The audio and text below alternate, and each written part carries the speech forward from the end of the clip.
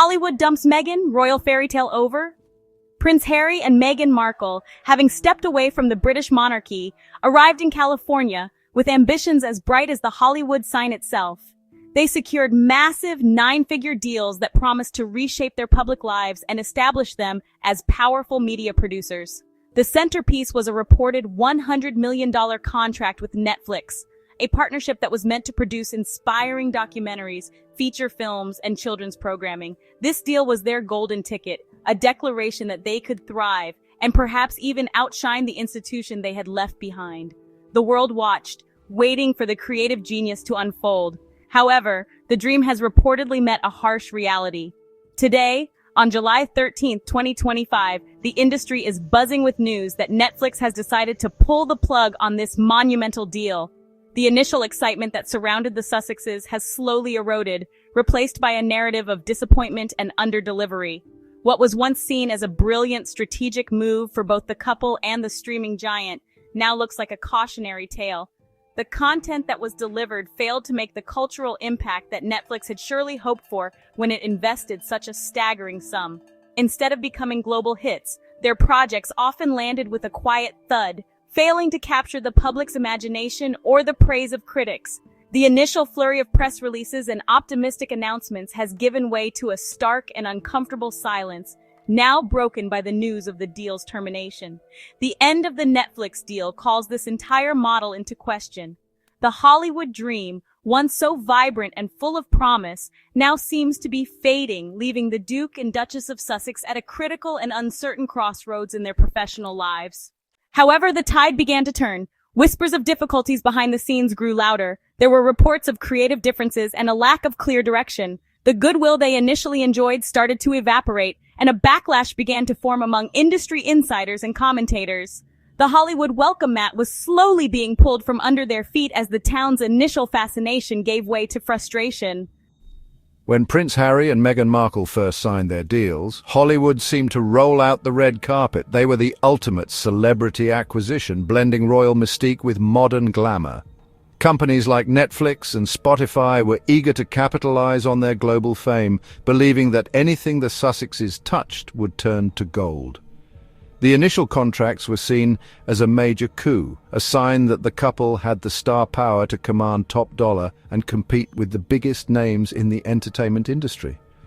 They were no longer just royals, they were producers, storytellers, and influencers on a global scale. The early days were filled with promise. Their production company, Archewell Productions, was announced with a mission to create content that informs, elevates, and inspires. The public was intrigued and the media industry was watching closely.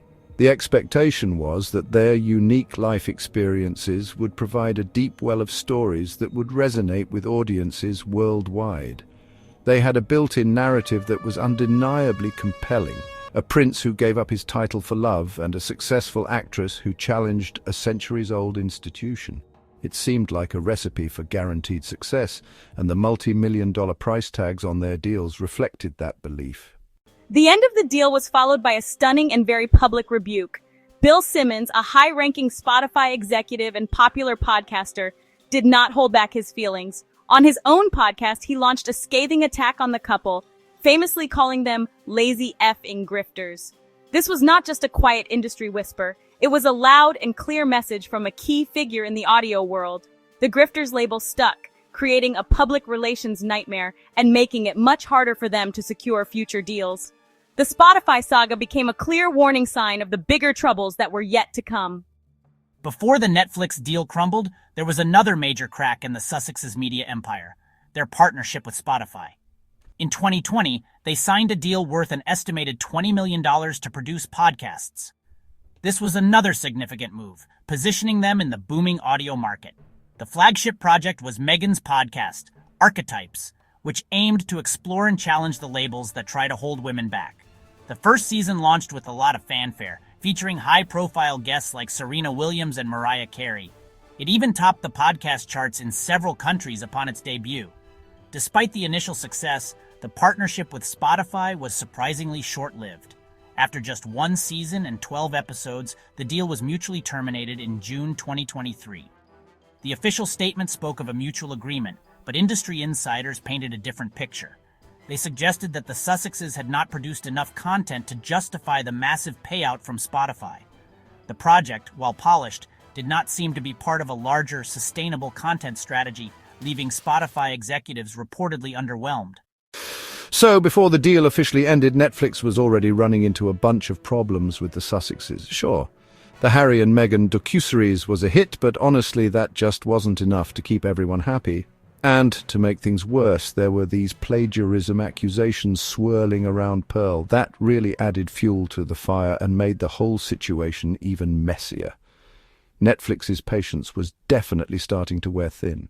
Critics really didn't hold back either. They called the storytelling lackluster.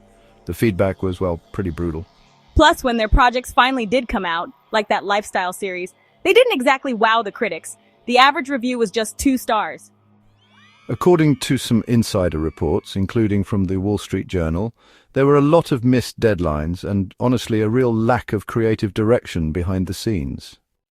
Word is Meghan decided to turn down a cameo in the Suits LA reboot, which honestly left a lot of producers pretty disappointed. Their brand value has really taken a hit. People are saying they're burning cash, not hits, which is pretty harsh, but, kind of sums up the mood right now. All of these moves, plus the underwhelming results, have made them a much less attractive partner for future projects.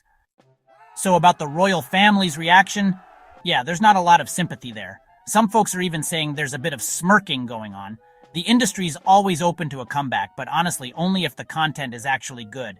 The ball's really in their court now. So here's the big question. Can Meghan stage a successful comeback? Or will Hollywood just, move on to the next big thing? Subscribe for more Hollywood drama and royal flops news.